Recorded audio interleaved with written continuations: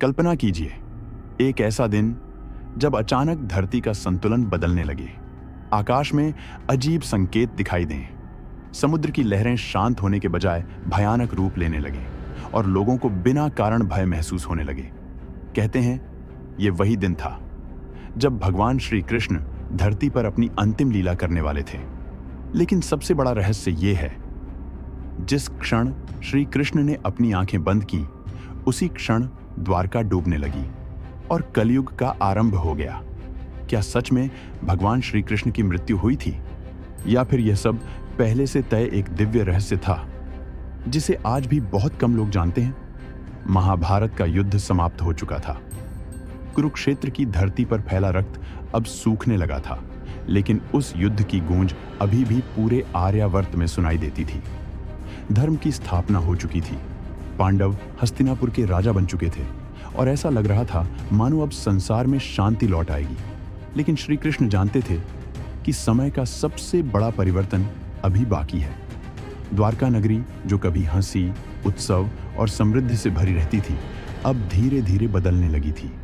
लोगों के मन में अहंकार बढ़ रहा था, क्रोध बिना कारण भड़क उठता था और रिश्तों में स्वार्थ आने लगा था। यादव वंश, जो कभी भगवान श्री कृष्ण की शक्ति और मर्यादा का प्रतीक था, अब अपने वैभव और सामर्थ्य के नशे में डूबने लगा था। यह केवल लोगों का बदलना नहीं था, बल्कि आने वाले कलयुग की पहली आहट थी। एक शाम समुद्र के किनारे खड़े होकर श्री कृष्ण शांत आंखों से डूबते सूर्य को देख रहे थे। लहरें पहले से अधिक बेचैन थी, हवा में एक अजीब सा सन्नाटा था। तभी श्री कृष्ण ने धीमे स्वर में कहा, समय आ चुका है, द्वापर अब समाप्त होने वाला है। धीरे धीरे द्वारका के यादव वंश में अहंकार बढ़ने लगा था। जिन लोगों ने कभी भगवान श्री कृष्ण के साथ मिलकर धर्म की रक्षा की थी, वही अब अपनी शक्ति और वैभव पर गर्व करने लगे थे। कहते हैं कि समय का चक्र जब बदलता है तो सबसे शक्तिशाली वंश भी उसके सामने टिक नहीं पाता। एक दिन आर्षियों के श्राप और अपने ही कर्मों के कारण यादवों के भीतर भयंकर कलह शुरू हो गया। समुद्र किनारे उत्सव का माहौल अचानक युद्ध में बदल गया। भाई ने भाई पर हमला कर दिया, मित्र एक दूसरे के शत्रु बन गए। क्रोध इतना बढ़ चुका था कि किसी को सही और गलत का भान ही नहीं रहा। जिन हाथों ने कभी धर्म के लिए शस्त्र उठाए थे, वही हाथ अब अपने ही वंश के विनाश का कारण बन रहे थे। श्री कृष्ण यह सब शांत भाव से देख रहे थे। उनके चेहरे पर न क्रोध था, न दुख, क्योंकि वे जानते थे कि यह सब समय की लीला है। कुछ ही घंटों में पूरा यादव वंश समाप्त हो गया और द्वारका की भूमि पर एक अजीब सन्नाटा छा गया। तभी श्री कृष्ण समझ गए कि अब धरती पर उनकी लीला भी समाप्त होने वाली है। यादव वंश के विनाश के बाद द्वारका पूरी तरह बदल चुकी थी। जहां कभी उत्सव और शंखों की ध्वनि गूंजती थी, वहां अब सन्नाटा पसरा हुआ था।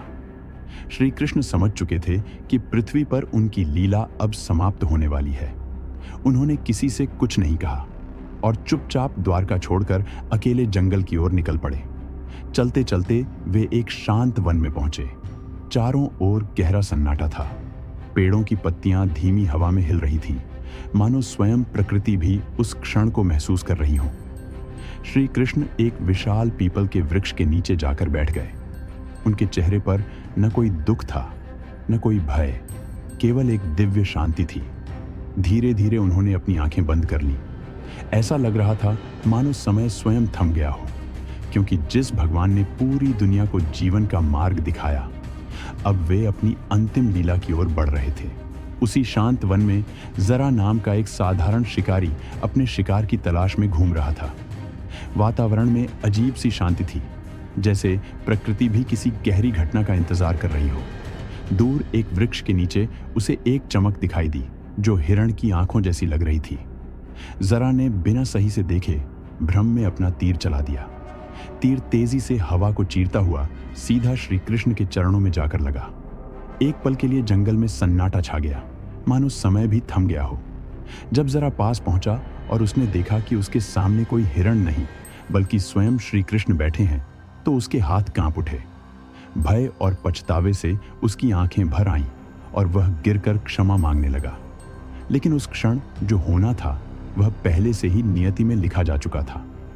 जब जरा नाम का शिकारी कांपते हुए श्री कृष्ण के पास पहुंचा तो उसे अपने किए पर गहरा पश्चाताप होने लगा। उसके हाथ से धनुष गिर गया था और आंखों से आंसू बह रहे थे। वह बार बार क्षमा मांग रहा था कि उससे अज्ञानवश इतना बड़ा अपराध हो गया। लेकिन सबसे चौंकाने वाली बात यह थी कि श्री कृष्ण क्रोधित नहीं थे। उनके चेहरे पर कोई पीड़ा या गुस्सा नहीं था, बल्कि एक दिव्य शांति और हल्की मुस्कान थी, जैसे वे पहले से ही सब कुछ जानते हों।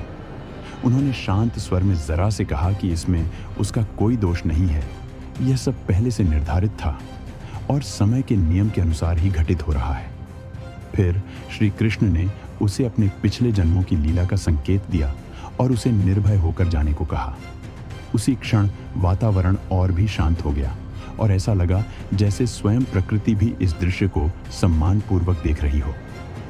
श्री कृष्ण की वह अंतिम मुस्कान केवल एक विदाई नहीं थी, बल्कि एक संदेश था कि जीवन और मृत्यु दोनों ही उनकी दिव्य योजना का हिस्सा हैं। कहते हैं कि जैसे ही श्री कृष्ण ने इस धरती पर अपनी आंखें बंद की, उसी क्षण पूरी प्रकृति में एक अजीब सी हलचल शुरू हो गई। आकाश में काले बादल घिर आए, हवा अचानक तेज और बेचैन हो गई और समुद्र की लहरें सामान्य से कहीं अधिक ऊंची उठने लगी। ऐसा लग रहा था मानो पूरा ब्रह्मांड किसी अनजानी घटना का साक्षी बन रहा हो। इसी समय सोने की नगरी द्वारका में भी विनाश की शुरुआत हो गई। विशाल महल, सुंदर सड़कें और भव्य भवन धीरे धीरे समुद्र की लहरों में समाने लगे। लोग कुछ समझ पाते उससे पहले ही पूरी नगरी पानी के गर्भ में जाने लगी। कुछ ही पलों में वह दिव्य नगरी, जो कभी वैभव और शक्ति का प्रतीक थी, समुद्र की गहराइयों में खो गई। कहा जाता है कि यह केवल एक प्राकृतिक घटना नहीं थी, बल्कि एक संकेत था कि एक युग समाप्त हो चुका है और अब धरती पर नए युग यानी कलियुग का आरंभ होने वाला है। कहते हैं कि जैसे ही श्री कृष्ण ने इस धरती से अपनी दिव्य लीला समाप्त की, उसी क्षण समय की दिशा बदल गई। वातावरण में एक अजीब सी शांति और साथ ही बेचैनी फैल गई। ऐसा महसूस हुआ मानो धरती ने भी कुछ अनमोल खो दिया हो। पुराणों के अनुसार श्री कृष्ण के प्रस्थान के साथ ही कलियुग की शुरुआत हो गई। यह वह युग है जहां धीरे धीरे धर्म की शक्ति कम होने लगती है और अधर्म, लोभ तथा अहंकार का प्रभाव बढ़ने लगता है। लोग सत्य से दूर होकर स्वार्थ की ओर झुकने लगते हैं और रिश्तों की पवित्रता भी कमजोर पड़ने लगती है। लेकिन इसी कलियुग में एक अद्भुत वरदान भी छिपा है। कहा गया है कि इस युग में केवल भगवान का नाम सच्चे मन से लेने मात्र से भी मोक्ष का मार्ग खुल जाता है। इसलिए जहां एक ओर यह युग कठिन माना गया है, वहीं यह भक्ति और आस्था के लिए सबसे सरल मार्ग भी बन जाता है। तो क्या सच में श्री कृष्ण की मृत्यु हुई थी? नहीं, ऐसा संभव ही नहीं है, क्योंकि भगवान कभी जन्म लेते भी नहीं और कभी मरते भी नहीं। वे केवल अपनी लीला को समाप्त करते हैं और समय के नियम को आगे बढ़ाते हैं। द्वारका का डूबना, यादव वंश का अंत और कलयुग की शुरुआत, ये सब किसी अंत का संकेत नहीं, बल्कि एक नए युग की शुरुआत थी, जहां धर्म को अब मनुष्य के कर्म और आस्था के सहारे आगे बढ़ना था। कहते हैं कि श्री कृष्ण आज भी हर उस हृदय में जीवित हैं जहां भक्ति है, प्रेम है और सत्य है।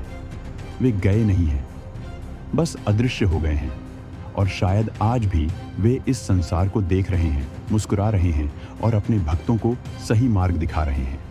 अगर आपको श्री कृष्ण की यह दिव्य कहानी और महाभारत के रहस्य पसंद आए हों तो वीडियो को लाइक ज़रूर करें, चैनल को सब्सक्राइब करें ताकि ऐसे और रहस्य आपके पास आते रहें और कमेंट में लिखें। जय श्री कृष्ण।